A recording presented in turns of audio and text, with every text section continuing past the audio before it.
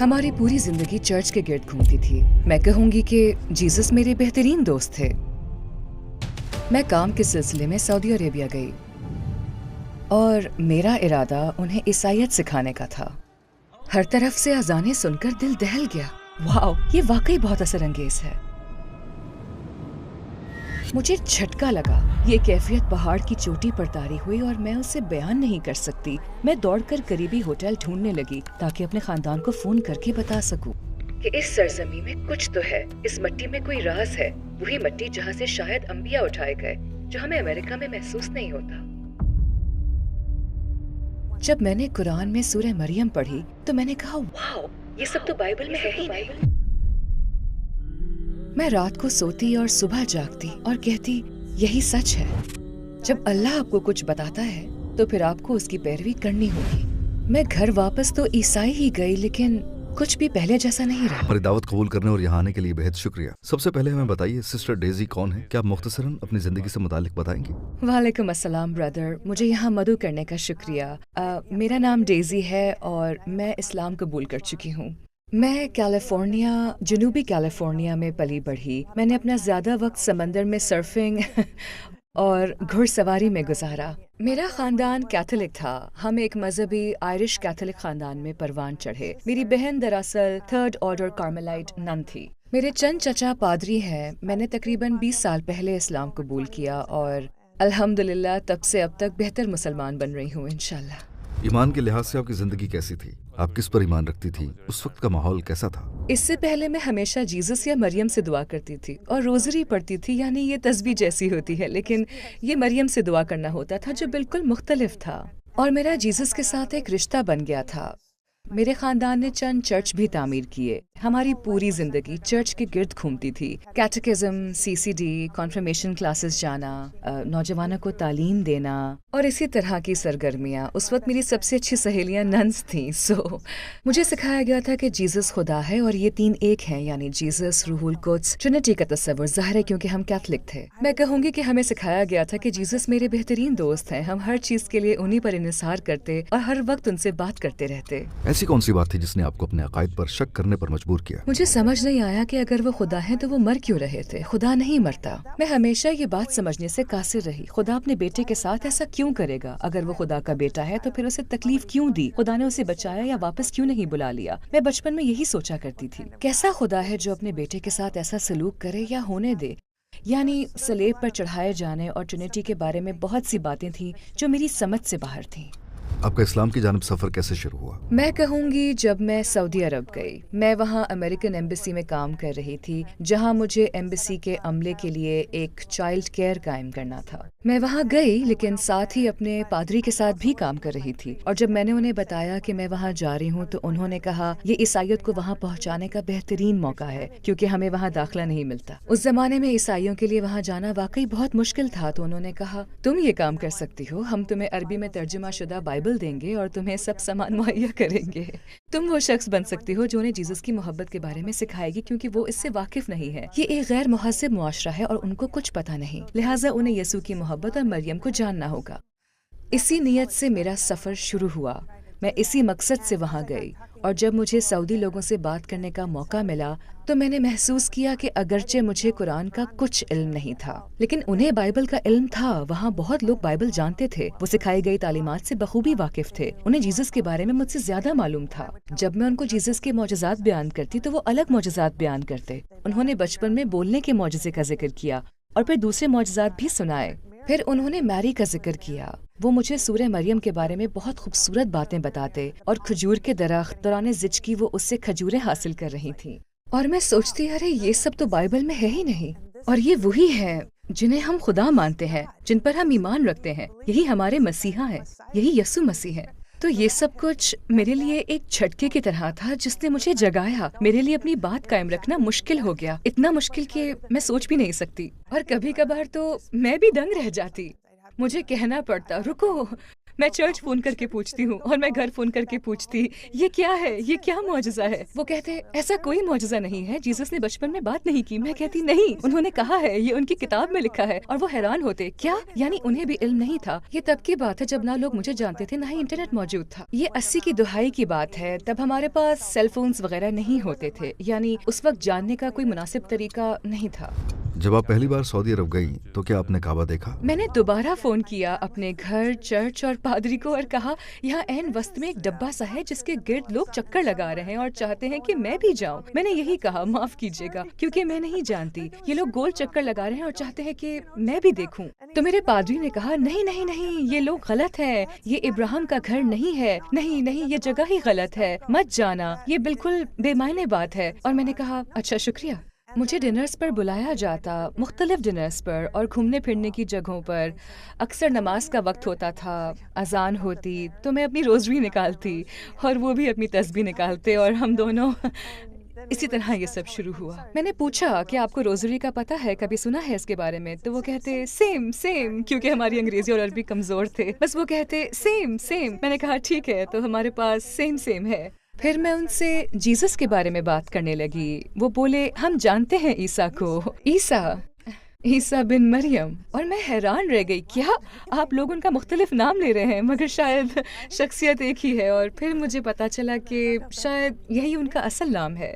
مجھے بہت حیرانی ہوئی کیونکہ مجھے کہا گیا تھا کہ وہ جیسس کو نہیں جانتے، مگر مغربی دنیا میں جو ہمیں سمجھایا جاتا ہے وہ کچھ اس طرح ہے کہ عورتیں ظلم کا شکار ہیں، دباؤ میں ہیں، وہ باہر نکلنا چاہتی ہیں، ان کے پاس کوئی اختیار نہیں وغیرہ۔ مجھے لگا کہ مریم کے معاملے میں بھی کہانی کچھ اور ہی تھی، کہ عورتیں دباؤ میں نہیں تھیں، نہ ہی ان پر ظلم ہو رہا تھا، انہیں وہاں رہنا پسند تھا، وہ اپنی زندگی سے خوش تھیں، انہیں سب کچھ پسند تھا، اپنی زندگی، اپنے اطراف، سب کچھ۔ اور مجھے یہ سن کر بہت حیرت ہوئی کیونکہ میں سوچ رہی تھی کہ بیچاری خواتین، انہیں میری کو جاننا چاہیے تاکہ یہ آزاد ہو سکیں، لیکن وہ دباؤ میں نہیں تھیں بلکہ خوش تھیں، شاید ہم سے زیادہ خوش تھیں، میں تو یہی کہوں گی۔ میں امریکی خواتین کو اسی طرح سمجھایا کرتی تھی کہ وہ زیادہ آزاد تھی، ان کی زندگی واقعی بہتر تھی۔ جو کچھ میں نے یہاں سیکھا تھا وہاں جا کر رہی تو سب الٹ نکلا، بالکل مختلف۔ لوگ بہت ہی شفیق، مہربان، محبت کرنے والے، مہمان نواز اور فیاض تھے، اور وہ مجھ سے زیادہ علم رکھتے تھے، نماز میں بہت پابند تھے، دن میں 5 بار نماز پڑھتے، چاہے کچھ بھی ہو۔ میں واپس تو عیسائی ہی آئی، لیکن کچھ بھی ویسا نہ رہا۔ یوں لگا جیسے وہاں میرے دل میں ایک بیج بو دیا گیا ہو اور وہ بیج کبھی ختم نہ ہوا، جتنا میں نے کوشش کی، اور یہ ایک طویل آزمائش تھی۔ میری ایک دوست کے پاس دی میسج نامی فلم تھی اور میں نے اس کا آدھا حصہ دیکھا۔ یہ محمد صلی اللہ علیہ وسلم کے بارے میں تھی اور میں حیران ہوئی، محمد؟ میں نے تو کبھی سنا نہیں، یہ کافی پرانی بات ہے۔ میں سوچنے لگی یہ محمد کون ہے، اور میں وہ فلم دیکھتی رہی اور فلم سے محبت ہو گئی۔ میں اتنی پرجوش ہو گئی کہ دوڑی دوڑی گھر گئی۔ میں نے کہا فلم روکو، میں واپس آتی ہوں، مجھے اپنے گھر والوں کو لانا ہے۔ میں دوڑتی ہوئی اپنے ماں باپ اور خاندان کو بتانے گئی اور مجھے ادھر جانے سے روک دیا گیا۔ میں فلم کا دوسرا حصہ کبھی نہیں دیکھ سکی۔ پھر میں نے اپنے والدین کی بات مانی اور واپس چرچ چلی گئی، لیکن وہ چیز میرے دل میں بیٹھ گئی کہ یہ محمد نام کا شخص کون ہے۔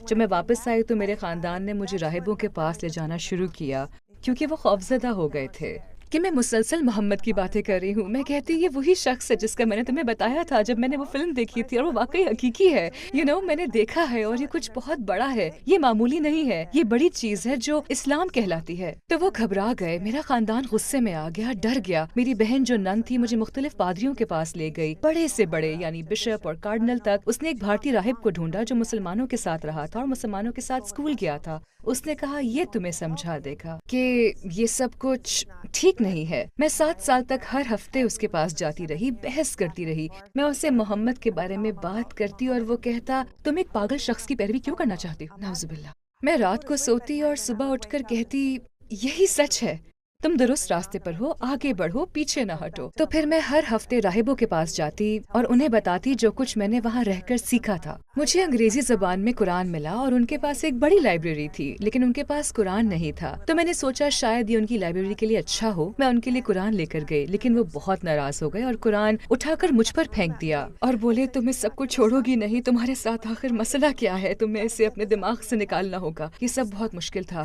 بعد میں وہ راہب سخت بیمار ہو گیا، اسے بہت بھیانک کینسر ہو گیا، یہ بہت افسوسناک تھا۔ اس نے مجھ سے معافی مانگی، مرنے کے وقت اس نے کہا میں نے جو کچھ تمہارے ساتھ کیا میں اس پر شرمندہ ہوں، اور بولا سب انسان اچھے ہوتے ہیں، چاہے وہ عیسائی ہوں، یہودی یا مسلمان ہوں، اچھے برے لوگ سب جگہ ہوتے ہیں، اور میں اپنے کیے پر شرمسار ہوں۔ یہ اس راہب سے میری آخری ملاقات تھی۔ میرے والدین گزر چکے تھے اور ان برسوں میں راہبوں کے ساتھ رہی۔ میرے والدین چل بسے، وہ راہب بھی گزر گیا، میرا پادری گزر گیا، مددگار راہب ڈیکن کا انتقال ہو گیا۔ ان دنوں جب میں بار بار آ جا رہی تھی، میں نے اپنے کئی پیارے کھو دیے۔ میں ایک کے بعد ایک موت کا صدمہ سہ رہی تھی۔ پھر ایک آخری واقعہ ہوا۔ میری بہن جو نن ہے مجھے ایک اور خاص پادری کے پاس لے گئی۔ وہ بہت پختہ ارادے والی اور سخت مزاج تھی۔ خیر، میں فادر ٹام کے پاس گئی۔ وہ لوگ باہر انتظار کر رہے تھے اور اس نے دروازہ بند کر کے کہا، جانتی ہو کیا ہو رہا ہے؟ تمہیں تمہارا خاندان یہاں کیوں لایا ہے؟ میں نے کہا کیونکہ میں عرب میں رہی، میں وہاں گئی تھی۔ میں نے اسے وہی سب بتایا جو میں نے آپ کو بتایا تھا، اور وہ بس تھوڑا پیچھے ہو کر بولے، ہو سکتا ہے میں چرچ میں اپنا عہدہ کھو بیٹھوں، مگر مجھے یہ کرنا ہی ہوگا۔ شاید میں مشکل میں پڑ جاؤں، لیکن تمہیں اپنے دل کی سننی چاہیے۔ تمہیں وہی کرنا چاہیے جو خدا تمہیں حکم دے، نہ کہ میری، نہ اپنی بہن کی، نہ ہی راہبوں کی۔ پھر وہ کچھ اور بولا۔ اس نے کہا، نہ کارڈنل، نہ ڈیکن، یہاں تک کہ اگر پوپ خود بھی کہے، لیکن اگر خدا تمہیں کچھ اور کہے تو تمہیں خدا کی بات ماننی ہے۔ اور میں نے کہا، اوہ خدایا شکریہ، واقعی آپ یہ سب کہہ رہے ہیں؟ وہ بولا، مگر اب مجھے کہنا ہی ہوگا کیونکہ میں خدا کے سامنے جواب دے ہوں، اور یہ سب سے بہترین بات تھی۔ کتنا عظیم انسان تھا وہ، جو اس نے اتنا بڑا قدم اٹھایا۔ تب میں نے جانا کہ اب مجھے یہ سب کرنا ہے۔ پھر میں نے آہستہ آہستہ اسلام کی طرف سفر شروع کیا۔ میرے پہلے 2 بیٹے، میرے 4 بیٹے ہیں، میں نے انہیں کیتھولک طریقے سے پالا۔ وہ کیتھولک تھے اور بعد کے 2 بیٹے مسلمان بنے، تو وہ میرے ساتھ شامل ہو گئے۔ بعد کے 2 میرے ساتھ مسلمان ہوئے۔ ہم ایک فلسطینی مسجد میں گئے۔ میں نے ان سے کہا، مجھے نہیں معلوم یہ سب کیسے کرنا ہے، ہمیں کچھ نہیں آتا۔ میرے ساتھ میرے 2 چھوٹے بیٹے ہیں، ہم مسلمان ہونا چاہتے ہیں، ہمیں نہیں پتا اسلام میں نماز کیسے پڑھتے ہیں یا کہاں سے شروع کریں۔ ہم تھوڑے گھبرائے ہوئے تھے، تو امام صاحب نے کہا، میرے پاس آپ کے لیے ایک بہترین خاتون ہے، اور وہ ایک ذرا سخت مزاج سی خاتون کو لے آئے۔ میں نے اسے دیکھا اور دل میں کہا، اوہ نہیں، اور جب اس نے مجھے دیکھا تو وہ بھی بولی، اوہ نہیں۔ تو امام صاحب بولے، ہاں آپ دونوں ساتھ ہی رہو گے، اور پھر وہ سیدھا ہمیں جائے نماز والی جگہ پر لے گئی، اور حقیقتاً اس نے ہمارے سروں کو پکڑ کر زمین پر جھکا دیا اور کہا، یہی ہے نماز، اس طرح سجدہ کیا جاتا ہے۔ وہ پہلا موقع تھا جب میرا ماتھا سجدے کے لیے زمین پر لگا، اور یہ لمحہ بہت عظیم تھا کیونکہ میں بس روتی رہی، میں اٹھ ہی نہیں سکی، اور اگر اس مضبوط فلسطینی عورت نے میرا سر جھکایا نہ ہوتا تو شاید میں آج یہاں نہ ہوتی۔ کیا آپ بتا سکتی ہیں کہ سجدے میں کیسا محسوس ہوا؟ اور جب آپ نے پہلا سجدہ کیا تو دل و دماغ میں کیا چل رہا تھا؟ انکساری، عاجزی، خاکساری، بے حد عاجزی کا احساس تھا۔ میں سوچتی رہی، واہ، چرچ میں تو میں نے کبھی ایسا نہیں کیا، سر کبھی زمین پر نہیں ٹکاتے۔ راہب سجدہ کرتے تھے اور زمین پر لیٹ جاتے تھے، لیکن عام لوگ ہی نہیں کرتے تھے، بس گھٹنے ٹیکتے یا کرسی پر بیٹھتے، سب کچھ حرام دہ ہوتا تھا۔ لیکن جب آپ اپنا ماتھا زمین پر رکھتے ہیں تو وہ اللہ کے سامنے حقیقی عاجزی ہوتی ہے۔ آپ نے 7 سال تک کیسے ایمان قائم رکھا پیغمبر محمد صلی اللہ علیہ وآلہ وسلم، قرآن اور اسلام پر، جبکہ ہر طرف سے پروپیگنڈا تھا؟ میرا خیال ہے جب اللہ آپ کو پکارتا ہے، جب وہ لمحہ آتا ہے، جب اللہ آپ کو چنتا ہے، تو آپ کے پاس کوئی دوسرا راستہ نہیں ہوتا۔ میرے خیال میں پھر آپ پوری دنیا سے لڑ سکتے ہو اور آپ وہی بنو گے جو آپ کو بننا ہے۔ گھر والے مشکل تھے، لیکن چرچ کا سامنا اس سے زیادہ مشکل تھا۔ سچ یہی ہے، آپ سچائی کے خلاف کھڑے نہیں ہو سکتے۔ کیا آپ کے گھر والوں یا قریبی لوگوں میں سے کوئی اور بھی مسلمان ہوا؟ جی ہاں، میرے خاندان میں سے ایک فرد نے اسلام قبول کیا۔ میری بیٹی، جسے میں نے کیتھولک مذہب میں پالا تھا، وہ کبھی مسلمان نہ ہوتی۔ یہ واقعی مشکل تھا، کیونکہ مجھے لگتا تھا کہ میں نے اسے کیتھولک مذہب میں اچھا پروان چڑھایا اور اس کی پوری زندگی اسی میں گزری تھی۔ میری بیٹی میرے بیٹے کی گریجویشن پر آئی تھی، ہم گریجویشن کی تیاری کر رہے تھے، تو اس نے کہا، میں کلمہ پڑھنا چاہتی ہوں۔ سچ میں اس نے کہا کہ چھوٹے بھائیوں کو اسلامی طرز زندگی میں بڑھتے دیکھ کر اس کا دل بھی کلمہ پڑھنے کو چاہا۔ صرف ان کی زندگی کو دیکھ کر وہ متاثر ہوئی، بالمقابل ان 2 بچوں کے جنہیں کیتھولک مذہب میں پالا گیا۔ اس نے اندازہ کیا کہ پرورش کے انداز میں کتنا فرق ہے، بہت الگ تھا۔ آپ کے خیال میں اسلام قبول کرنے والا اپنے خاندان کو اسلام کیسے سمجھائے؟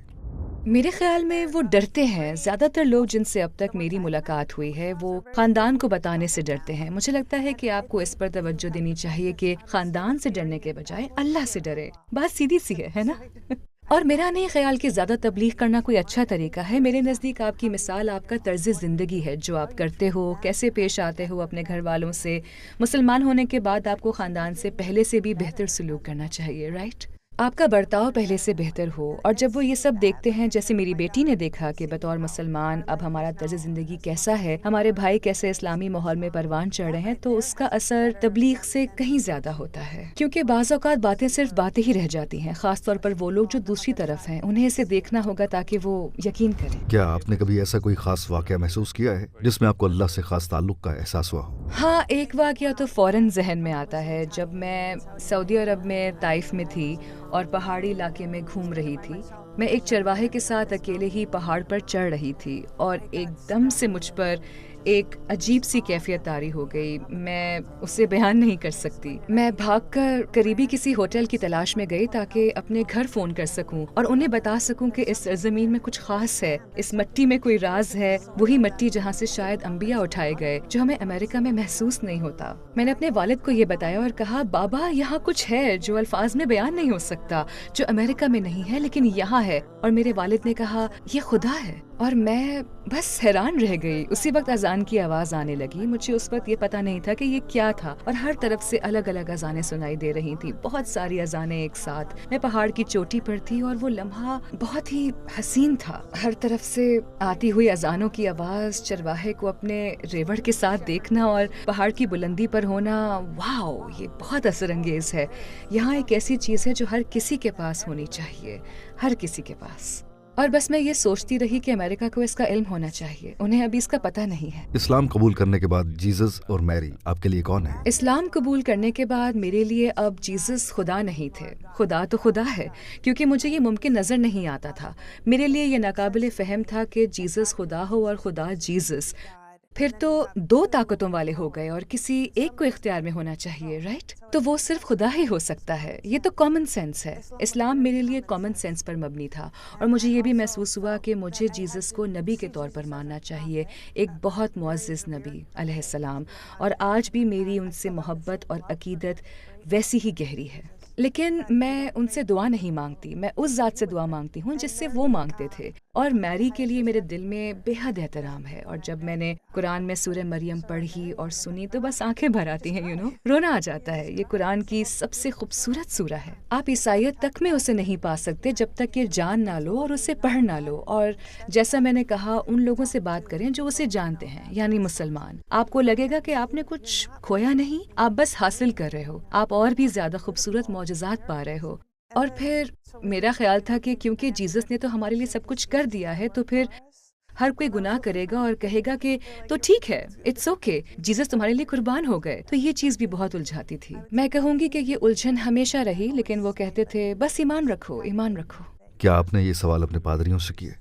اوہ ہاں، اور انہوں نے میں بہت شرمیلی تھی، زیادہ سوال نہیں کرتی تھی، لیکن جب کبھی کرتی تو کچھ باتیں ان سے کرتی تھی جنہیں میں سمجھ نہیں پاتی تھی، اور وہ کہتے بس اندھا یقین رکھو، وہ اسے غیب یا نامعلوم کہتے تھے، بس ایمان رکھو، سوال نہ کرو۔ تو میں یہی کرنے کی کوشش کرتی تھی، اور اگر آپ یہ بھی ایک بات تھی کہ اگر آپ سوال کریں تو وہ کہتے بس اندھا یقین رکھو، تمہارا ایمان کمزور ہے، جبکہ اسلام اس کے برعکس ہے، اسلام سوال کرنے کی حوصلہ افزائی کرتا ہے۔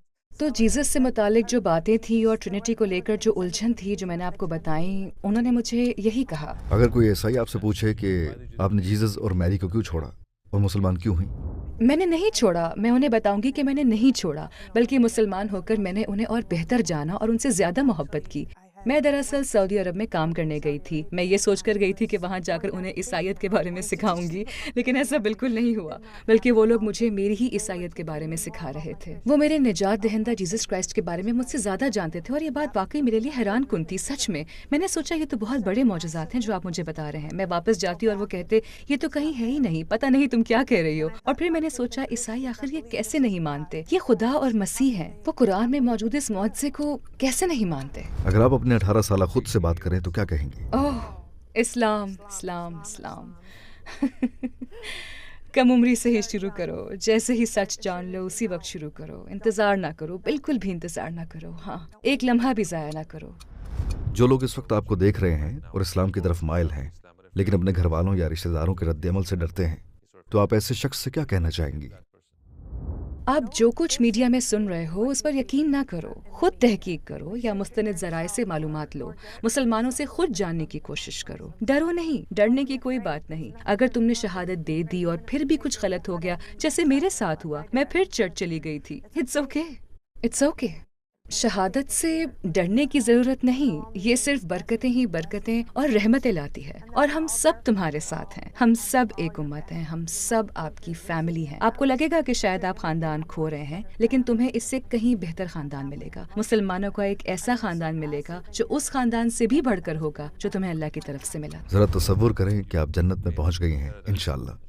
اللہ اور رسول اللہ صلی اللہ علیہ وآلہ وسلم کے بعد آپ کس سے بات کرنا چاہیں گی؟ جیسس۔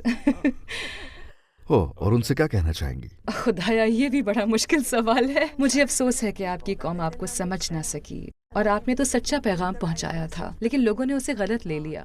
مجھے افسوس ہوتا ہے، مجھے ان کے لیے دکھ محسوس ہوتا ہے، کیونکہ میرا دل کہتا ہے کہ جیسس نے کبھی نہیں کہا تھا کہ انہیں پکارو یا ان کو پوجو، تو میں بس یہ سوچ کر خوش ہو جاؤں گی کہ وہ بھی مسلمان ہیں اور حضرت محمد صلی اللہ علیہ وسلم کے ساتھ ہیں۔ اور اب سب کچھ واضح ہو گیا ہے، کیونکہ عیسائیوں کے ہاں مجھے لگتا ہے ابھی تک یہ واضح نہیں ہے، لیکن اسلام میں جیسس کی بات واضح ہے۔ وہ ایک پیغام لے کر آئے تھے، لیکن وقت کے ساتھ وہ پیغام بہت بگڑ گیا، مسخ ہو گیا، اور یقیناً یہ ان کے لیے بہت مشکل رہا ہوگا۔ سسٹر ڈیزی، آپ کے جوابات کا، آپ کی پرخلوص باتوں کا بہت شکریہ۔ ٹورڈز ایٹرنیٹی میں ہمیں آپ کی میزبانی کر کے بہت خوشی ہوئی۔ اللہ آپ کو اس دین کے لیے کی گئی ہر کوشش کا بہترین اجر دے۔ مجھے بلانے کا بہت شکریہ۔ اللہ آپ کو اس کام کے لیے اور آپ کی ہر کوشش کے لیے اجر دے۔ جو کچھ آپ کر رہے ہیں وہ واقعی ایک خوبصورت عمل ہے۔